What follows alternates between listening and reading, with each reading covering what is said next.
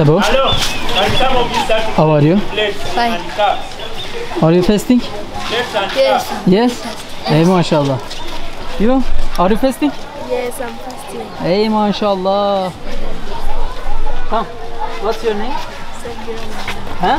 Sebi Ramadan. Sebi. Yes, Ramadan. Sebi Ramazan. Maşallah. You? Samala Umar. Ömer. Maşallah. My name is Nur Ali. Nur Ali. Nur Ali. Again? Nur Ali. Yes, thank you. Kardeşleriyle beraber şu anda sordum. Oruçlar. İnşallah oruçlardır. Bakalım. Güzel bir hazırlık yapacağız. Ulan!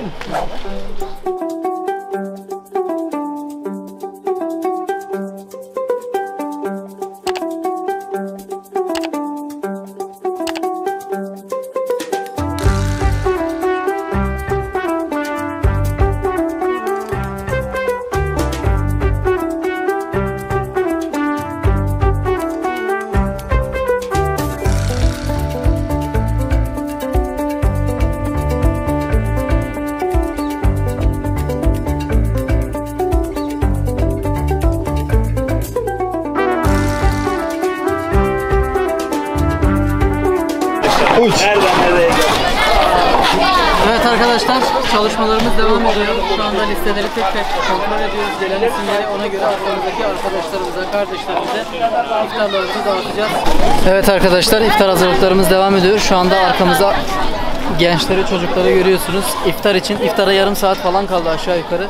Şu anda toplandılar ve iftarlarını bekliyorlar bu kardeşlerimiz.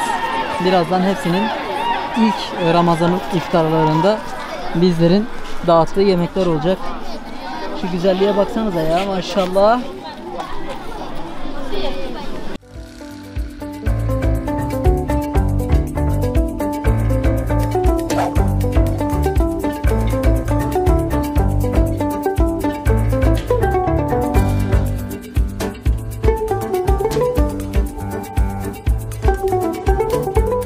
Evet arkadaşlar, aynı yerdeyiz ama sahnemiz farklı. Hakikaten çok güzel bir manzara, muazzam bir heyecan, muazzam bir mutluluk var. Ramazan'ın ilk günü buradaki bu kardeşlerimizle geçirmek gerçekten tarifi edilmez bir mutluluk. İnşallah yemeklerini şu anda hazırlıyoruz ve dağıtıma başlayacağız. Bu kardeşlerimiz heyecanla bekliyorlar. Yani bunların çocuk olduğuna bakmayın ama %80'i %90'ı oruç şu anda. Zaten kıyafetlerinden de belli. Buradaki çocuklar bu okulun öğrencileri, dışarıdan gelenler de var. Böyle kız kardeşlerimiz de var, erkek kardeşlerimiz de var. Hakikaten çok güzel yerler ya. Seviyorum bu hayatı be, seviyorum bu Afrika'yı.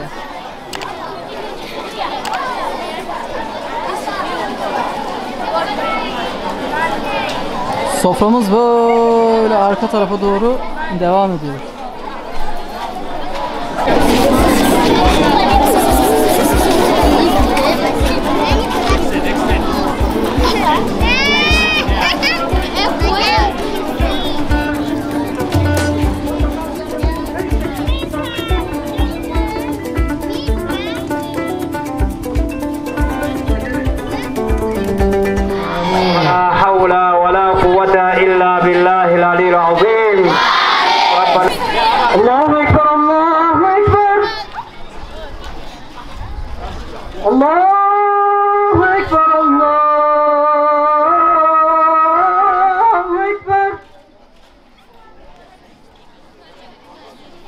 أشهد أن لا إله إلا الله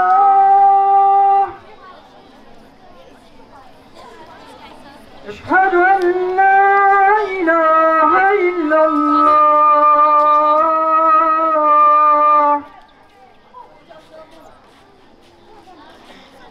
أشهد أن محمدا رسول الله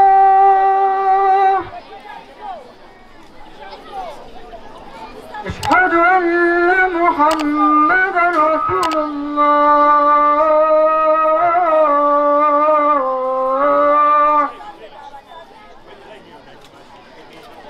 حي على الصلاة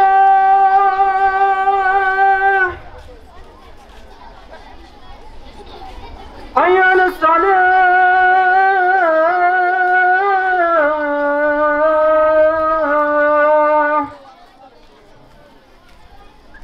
حي على الفلاح حي على الفلاح